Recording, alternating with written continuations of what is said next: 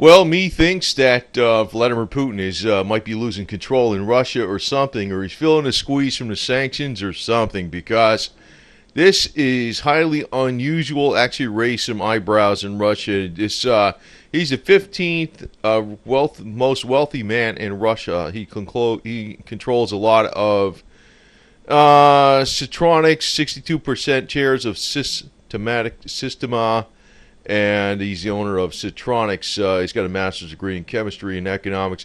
His name is Vladimir Yevtushenkov.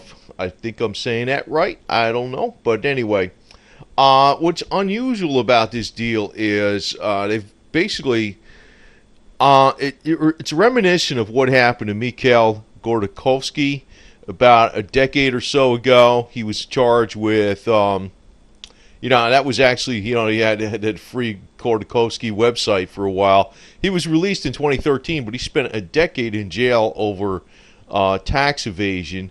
And it was like a politically motivated thing. What happened was the oil company Yukos, which he was the head of the oil company, it was basically sold off to the state, and a lot of it was bought up by, well, Putin's stuff. I mean, Putin says he's not involved in everything, but what could be going on here is, I put something out recently about the Russian oil companies now not having access to Western technology, which will hurt them in the medium and long term, not in the short term, because access to Western technologies, which actually made Russia into a major oil global powerhouse and oil exporter, where they get a lot of their money from, where Vladimir Putin gets a lot of his money from.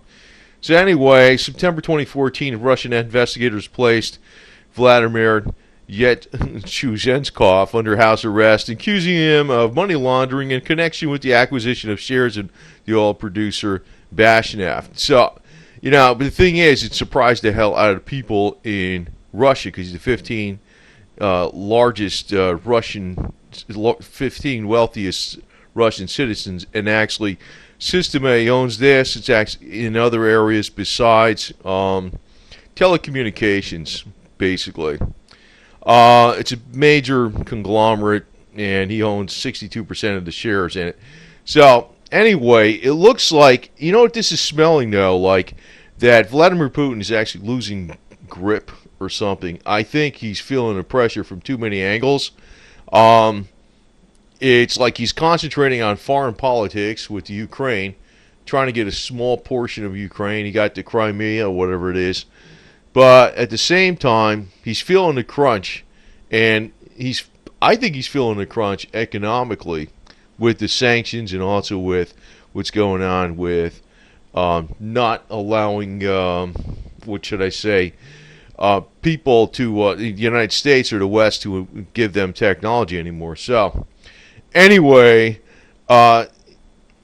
this is highly reminiscent of what happened with Kordovsky. I am bad at Russian names, man. But anyway, Kordovsky, and actually when he's living in Switzerland right now. Even though he's free, he doesn't have to go back to Russia. He's living in Switzerland, and it's a self-imposed exile. So it looks like this is all political. And what can I tell you with the deal? That this is the same old kind of game.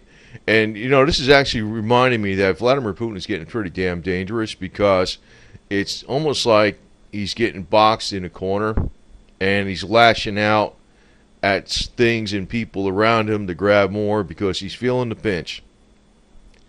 And he's in charge of a nuclear-tipped arsenal. So I don't like this deal, to tell you the truth. And this is very, very unusual. I know the Vladimir Putin fans will be saying, oh, he was a crook, he was this, he was that. Well, actually at the top of all economics or people that are very wealthy, they're all crooks.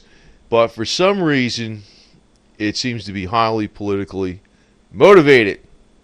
It's not just and it's actually feeling, I think Putin is actually feeling it from the sanctions themselves. So Anyway, we'll see where this goes, but I think he's feeling the heat, man, big time. So anyway, I didn't really want to put this out too much because I really can't make too much out of it, but it smells exactly like the same deal that happened so many times before, where Vladimir Putin, and they say, yeah, he's just a reformer. He takes over something else. You know, the state accuses somebody of this, that, corruption, embezzlement, tax evasion, or whatever.